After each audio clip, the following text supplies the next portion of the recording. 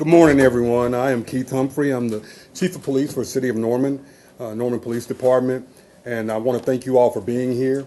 As you all know, last Sunday, the 25th of March, we had an officer-involved shooting. Following that officer-involved shooting, there was a video that was submitted to social media that showed from an angle that called in question whether or not the subject that was involved in this incident was armed. We have continued to provide information that the subject was armed. This video did cause some of the community to question that. So I want to talk a little bit about, kind of a little bit chronologically, how we got to the point of where we had to utilize force on Sunday afternoon. Sunday afternoon, two family members of the subject came to the police station to make a report based on the fact that they were very afraid of this subject. They were so afraid of him that they actually had vacated the apartment because they had found out that this subject was in town. They confirmed that this subject had a gun. The reason that they knew this is because the subject had displayed the gun previously toward one of the family members. The officers responded to the scene to do a welfare check. Based on the information that we received from the family members, we were told that this subject would probably be in an agitated state. The officers responded, located the individual, and immediately started negotiating with this individual to try to get him to comply and to surrender, mainly to find out what type of resources that he needed. It was immediately obvious to the officers that the subject was not going to comply with their commands. As you will see in the video, and I've watched this video over and over again, the officers positioned themselves in a manner where they could have ongoing dialogue with this subject. Their main focus was to ensure that this would end peacefully. Not only did they do this, they negotiated with this subject for 20 to 25 minutes. I want to reiterate that. The officers negotiated with this subject for 20 to 25 minutes. What you will see in the backdrop, you will see that there is a multifamily housing complex. What you don't see is there are also members of the community that were in this area. So you had multiple people in harm's way. The officers continued to negotiate with him, and even shortly after arriving, one of the officers saw the handgun in the subject's waistband. And I want to repeat that. They clearly saw the handgun in the subject's waistband. Now, let me go back. They were informed that he had a weapon by the family members who had seen the weapon, who had been threatened by the weapon, and the officers saw the weapon when they arrived. I want you to also understand that during the negotiation, on several occasions, the officers informed the subject, do not reach for the gun. Do not reach for the gun. Officers were very calm. The main thing is trying to get him to comply, trying to get him to understand that we want to be there for him. We want to help you. We want to get you whatever help you need. What you will find out is that we had an officer who is a trained paramedic that was there to assist with any kind of medical attention. We were not anticipating any type of medical attention being needed, but just in case it was preparation, we had this officer staged to be able to perform any type of medical treatment that was needed. The officer continued to try to talk with this subject. The concern was that this subject could turn and run toward that multifamily housing. Let me say again, there were also citizens out, and we know that there was a video, so we know that there were multiple citizens out there videoing this. At one point during the negotiations, the subject is seen reaching into his waistband, removing a weapon, removing a gun. The subject then puts the gun to his side, points the gun toward the officers. Then the subject then put the gun to his side, turns away from the officers, turns back around with the gun in his hand, with the gun pointed toward the officers. At that time, the officers felt for their safety and for the safety of the others and fired. 2 rounds struck the subject. The subject immediately fell to the ground. You will also be able to see that the gun actually flew from the subject's hand. The officers immediately rushed in, to take control of the subject and administer first aid. As I've said in the past, recently this is an ongoing investigation. As if we continue to find anything else, we will provide those updates. But the main thing is I want the community to understand that the members of the Norman Police Department did everything possible. Firing those weapons was the last resort for our officers. They did not go out there with the intention of harming this gentleman. They did not go out there with the intention of firing their weapons, discharging their weapons. They went out there with the intention of providing assistance to this individual who was in crisis. So what I would like to do at this time, what I'd like to do, we're going to show you the video, and then I want to walk you through the video where you can really explain the position of the weapons, actually the weapon coming out, the position of the weapon toward the officers, him turning away from the officers and then turning back around, facing the officers with the weapon. Get your hand away from the waist. Put your hands up. Step back, walk up your foot. Hey, you guys had a bad angle with the apartment, so let's play music of this. All I want is one chance to talk to you. One chance. Stay out of sight. Give me that chance to help you. Give me a chance. Fillmore and Jefferson. And Hey, from there. listen to me. I'm genuinely here to try to help you. I have taser if he comes closer. It ain't nobody here but you and me, man. It's just us.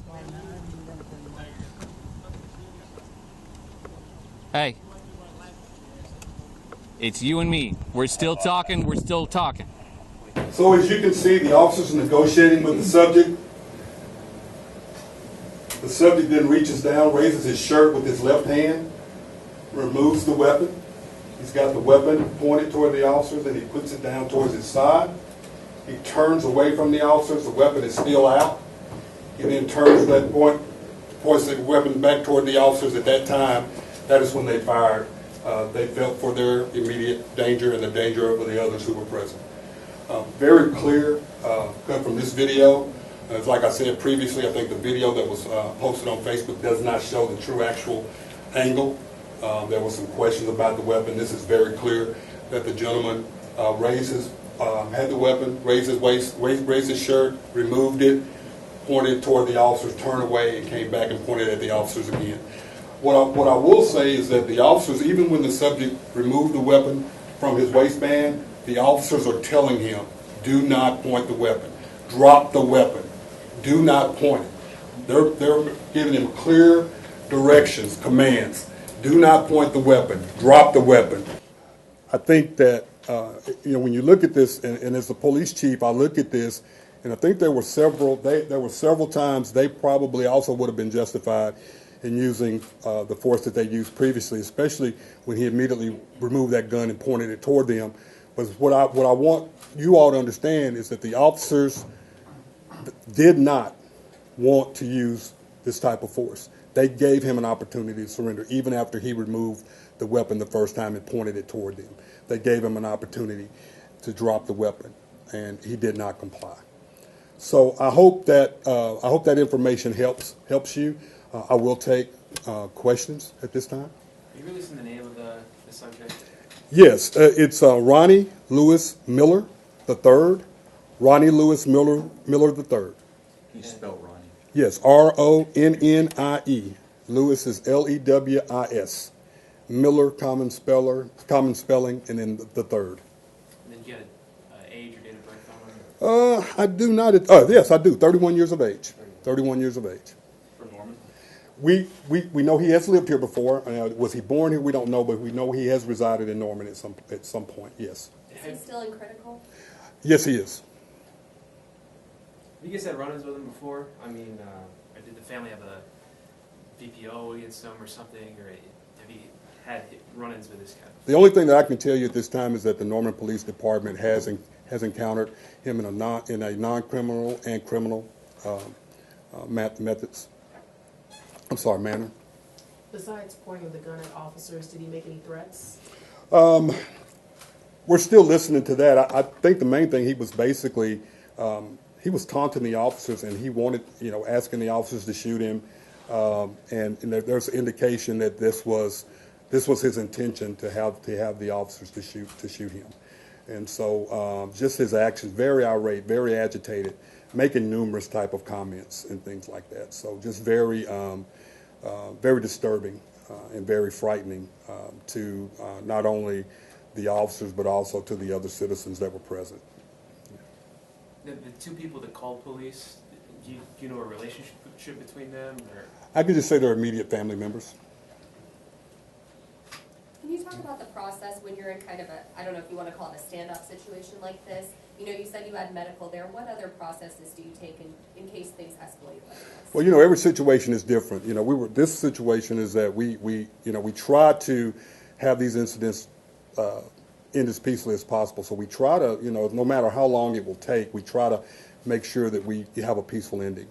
We try to use all the resources. We try to have, if possible, a person with negotiating experience. If we don't have a negotiator, all of our officers have been trained in de-escalation techniques,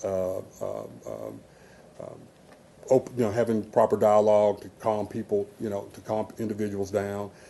We always try to have, if we determine that it's going to be a long-standing deal, we try to have medical personnel there. And it just depends on how long it goes and how it escalates. But I will tell you that the methods that were used there, they understood that this was not going to be a 2 or 3 minute incident. And the resources that were deployed were amazing. We have a couple of officers who are paramedics. That one officer was that was his main focus. If something were to happen, he could immediately provide aid. We had supervisors on scene to make sure that all policies and things were followed. I don't think we could have asked for a better set of resources and a better method of handling this. And like I said, it's never an easy situation when you have to use force, especially when you have to fire your weapon. I think what citizens fail to understand is that this affects officers. None of those officers came to work that morning wanting to discharge their weapon. None of the citizens in that area were thinking about 3 o'clock that afternoon that they would see this. And so I think the officers did everything they could do to help this end peacefully as possible. And so all the resources that we could have asked for for this particular incident were there. Do you know where in his body he was shot? Upper torso and lower torso. And what are the statuses of the officers? They are on administrative leave. That's our natural protocol. When there's an officer involved shooting, the officers are on administrative leave. They are provided the same rights as anyone else who has been involved in any type of incident. We have both a criminal investigation and an administrative investigation going. Just to clarify, he was shot twice by 2 different officers, is that right? 2 officers fired, and only 2 shots were fired. Are you able to identify those officers? Yes, that is Lieutenant Clay Boland and Master Police Officer Chris Allison. How long each of those have been in the force? Yeah, Clay's been here 25 years, and Chris has been here nearly 7 years. Are there body cams included in the packet? Yes. And this was dash cam video. That was dash cam video that you saw here, but there's also included in the packets that you all are going to receive also body cam videos. I want to say something about, just really quick, about our officers. Just the vision that the officers have. We had one officer that had enough vision to even remove his body camera and put it on a vehicle and position it to where it would capture additional information. I think you will also see that. So just the vision and the mindset that these officers had during this incident, things that some people never would have thought about doing. They were thinking about, because they wanted to make sure the true story was told, especially after what happened this weekend with the social media deal. We wanted to make sure we had nothing to hide. We wanted to get this out. We wanted to make sure that when we told this story, that we told it one time, that it was very clear, that in the future there's not going to have to be anything that we're going to change regarding this subject having a weapon and his intentions with that weapon. And I think that's one of the purposes that That's why we wanted you all here today. We're a very transparent organization. I've said that from day one. Very professional officers. Our officers' main focus is protecting the citizens. I'm just, I just really hate that all people had to be involved in this, but I'm just thankful that more people were not hurt, because if you look at the backdrop, you're in a multifamily housing complex. You have other people around. It could have been a lot worse. What would you have to say to like citizens who say, well, couldn't you have tased them? Couldn't you have used a beanbag gun or something like that? How would you answer that, sir? Well, that's easy to say until you're in that position. Yes, we do have less lethal. We have tasers. We do have beanbag guns. Both of those were there. Unfortunately, in this situation, there's 21-foot range for a taser. They were beyond that.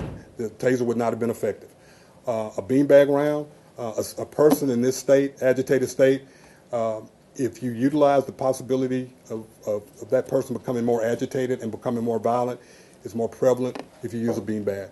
So the officers felt that the resources that they used were what was necessary to control this situation.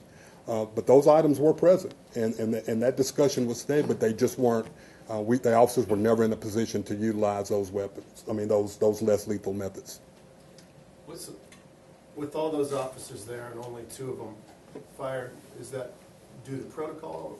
How does that work? Well, we train to stop the threat. The unique thing about this is that the officers fired almost simultaneously, which means that they observed the same threat, which means that the other officers apparently saw the threat stop, and they felt that there was no need. The officers stayed in a position that if the threat presented itself again, I believe that they would have addressed that threat. But they felt as when those shots were fired and the subject fell to the ground at that particular time, they did not feel that they needed to fire again. He's been to the hospital. Was he on any drugs at the time? Don't have that answer at this time. Can you spell the officer's names for me? We'll send it out in a press release following the press conference. What was the firearm that was recovered from Mr. Miller? I'd have to. I know I think it was a pistol, but I don't know the caliber or anything like that. That's something that we can put out later. And how many officers initially responded to the call? I can get that later. I can tell you there were quite a few, and there's reasons for that. But the exact number I could not tell you. I would feel comfortable saying more than 10, but exactly I don't know. We can provide that to you. And the Cleveland County DA, are they still reviewing this case? Is that how that works? Or? Yes, it's still under investigation, and will be presented to the district attorney's office, yes.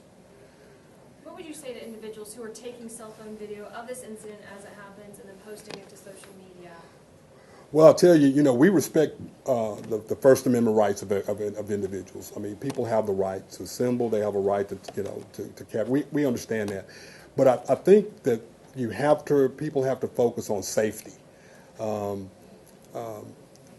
We never knew what that gentleman was going to do. He could have easily, at any point, when he turned to the side, at any point, he could have fired in any direction, not just toward the officers, toward the apartment complex, toward the citizens who were standing. Citizens have to realize they have to take cover because they never know if a person has a weapon. They never know what a person's actions are going to lead to. So I tell people, if you're going to do that, do so cautiously. Don't try to. It's not as important to try to be the first one to get the information out there than it is to be safe. I wouldn't do it, but that's just the times we're in. But also, I would ask citizens to give us an opportunity to get the full story. The video that came out first really muddied the water because it took us. We wanted to make sure when we presented our video, that we had all the facts, and there were just so many questions regarding, did he have a weapon? Did he point a weapon? Well, we didn't see a weapon. Oh, you guys are making that up. And the thing about that is we have to remain calm and make sure we get the right answer out there. It's not really trying to debate anyone, or it's not trying to prove our point. It's just the fact that our citizens have a right to know how we handle business here, what our protocols are.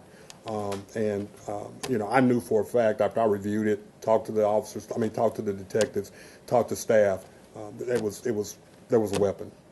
But we just had to make sure we wanted you all to see it all together, and we wanted to be able to show you what we saw.